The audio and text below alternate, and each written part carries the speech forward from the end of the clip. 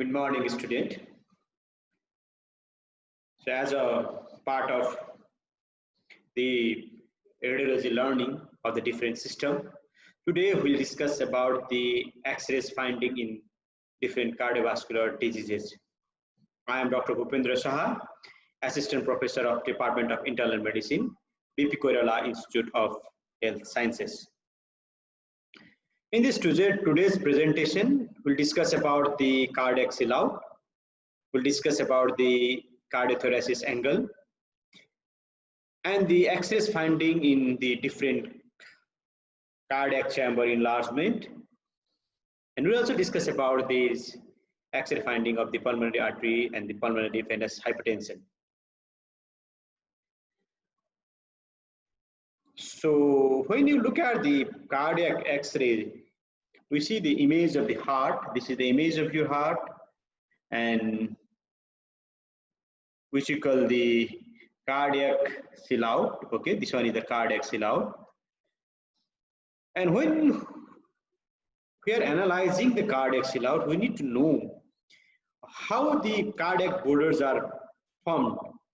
So as you can see in the right hand side picture, so the right side of the heart is basically formed by the right atrium. So this is the right atrium. Okay, this is all about the right atrium, and this person is of the superior vena cava, and this person is of the inferior vena cava. So when you are analyzing the right border of the heart, it's basically formed by the right atrium. So if there is a right atrial enlargement, definitely there is a prominence of the right border of the heart. So this border will come out like this. Okay. Then the inferior border of the heart is basically formed by the right ventricle. This is the right ventricle. This blue person, this one is the right ventricle here. Okay. So and the little bit of the inferior margin is formed by the left ventricle, and these are all are the left ventricles. So basically, our right border of our heart is formed by the right atrium. Inferior border is formed by the right ventricle, and the left border is formed by the left ventricle.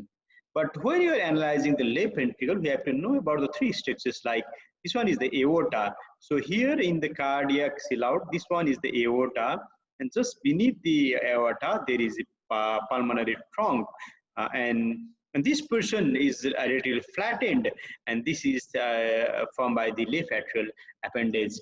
So up to here is the left atrial appendage. So what is this? This is the aorta.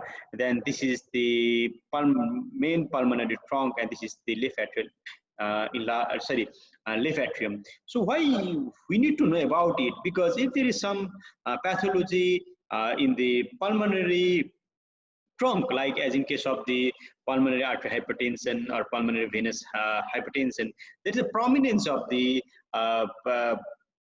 especially in case of pulmonary artery hypertension, there is prominence of the pulmonary trunk. And if there is any pathology of if there is left atrial dilatations, then there is definitely a prominence of this margin over here. So we need to know how the heart borders are formed. So let us revise it again. The right border of the heart is formed by the right atrium, and the inferior border is formed by the right ventricle. Left border is formed by the left ventricle. Little bit portion of the left border of the heart is formed by the left atrial appendages, and the main pulmonary trunk and the aorta. So we don't see the left atrium. The left atrium just lies in the posterior aspect of the heart. Okay. So the first thing when you are looking at the chest X-ray, and we are supposed to calculate whether the heart is enlarged or not. Okay.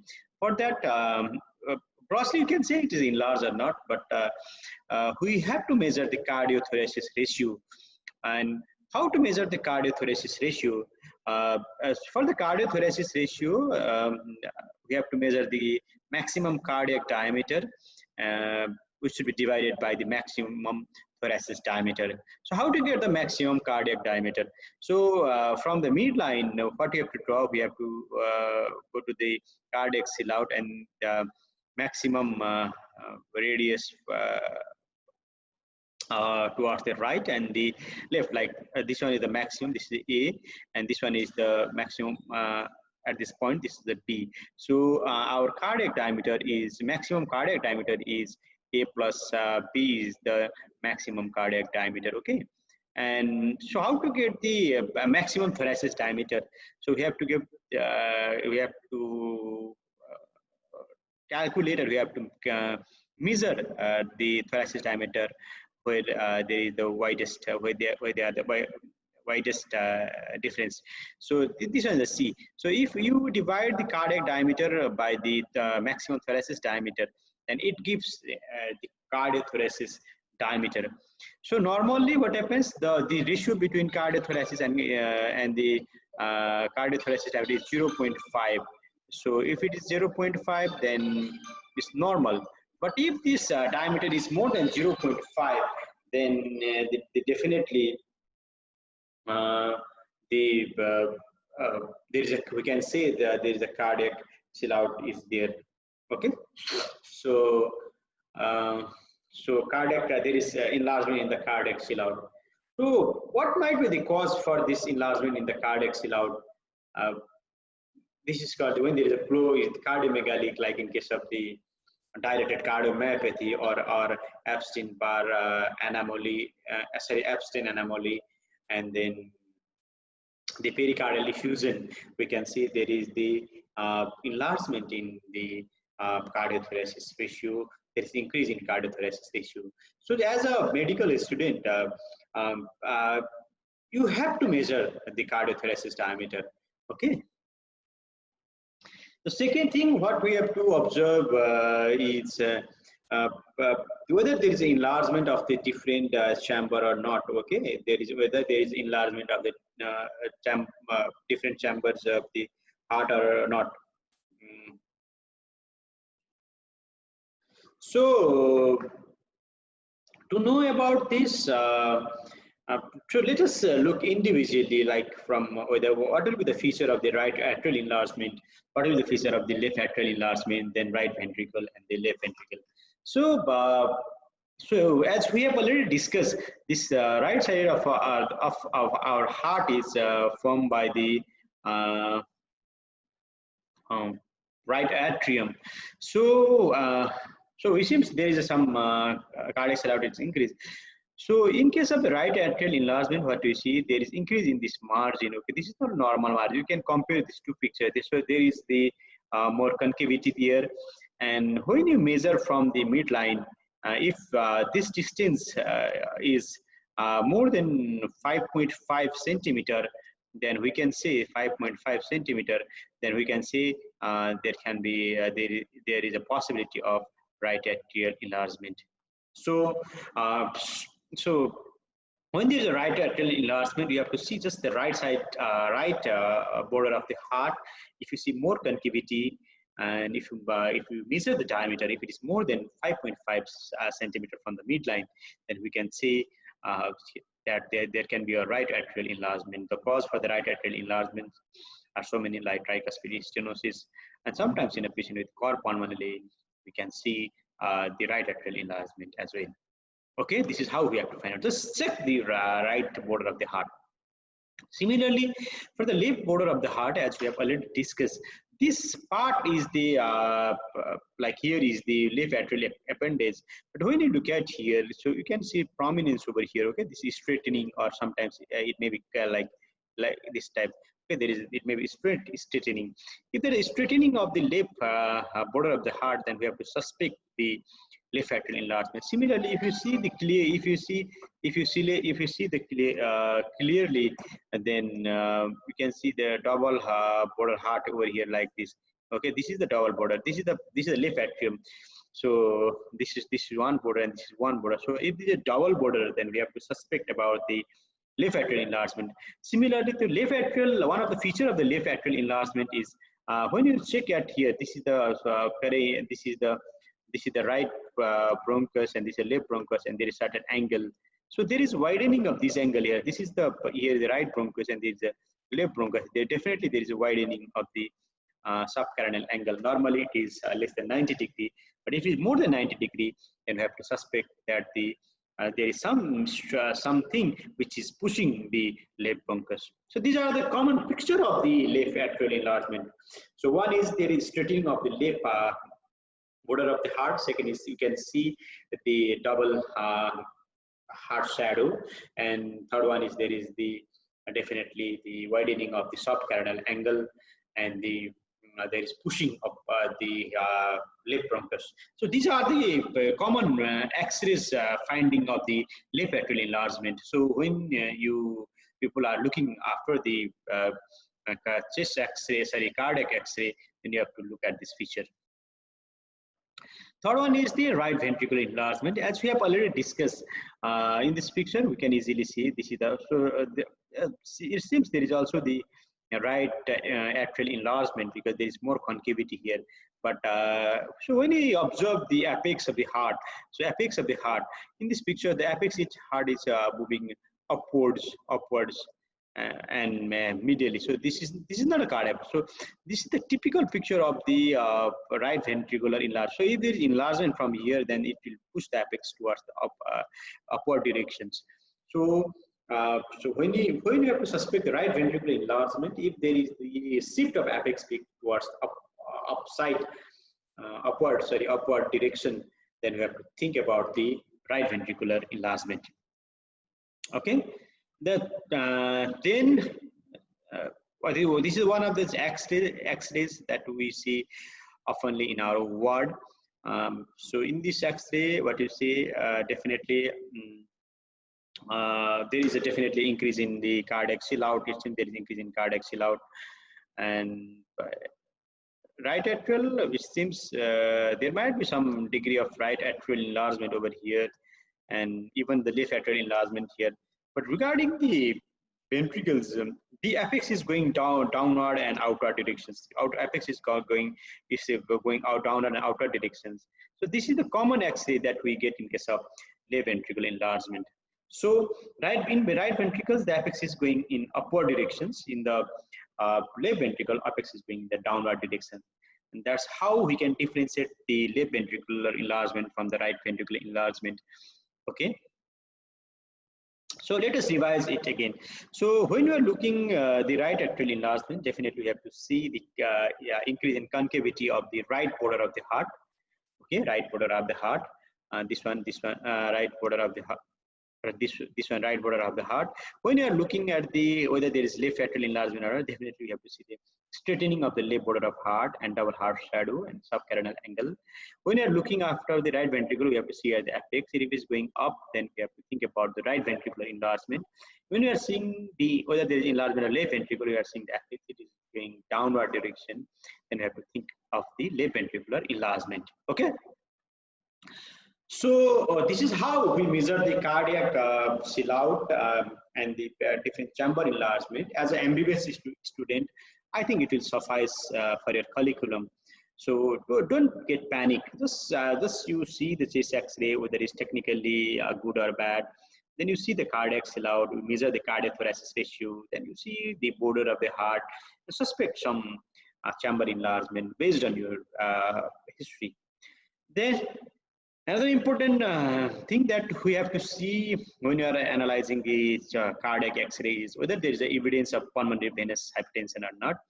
We all know the pulmonary veins drain in the pulmonary veins drain in the left atrium. But if there is some pathologies like as in case of mitral stenosis or MR or some heart failures, so there can be increase in the pressure of the pulmonary veins, and if there is increase in pulmonary veins, there will be the backflow of the blood.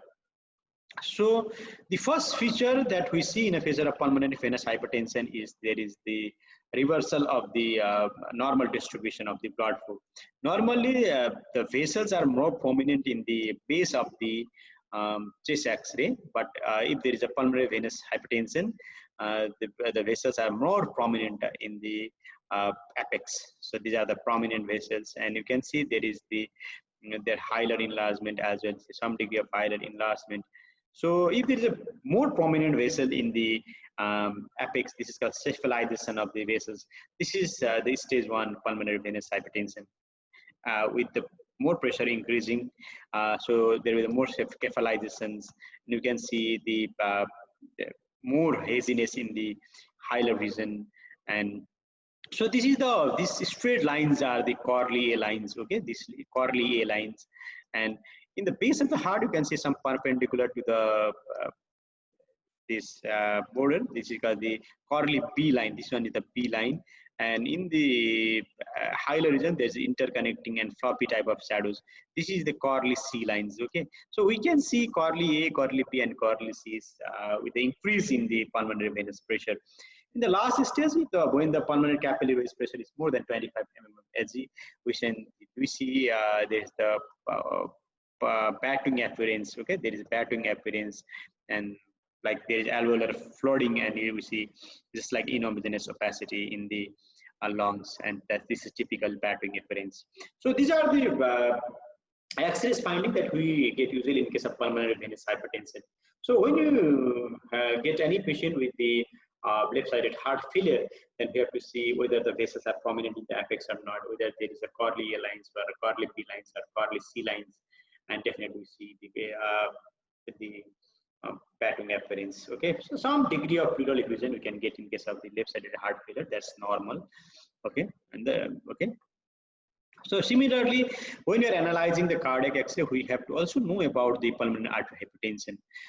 As we know, the pulmonary hypertension, like take the blood from the right ventricles, and from here there is a main pulmonary trunk. It divides into the right and the left pulmonary artery.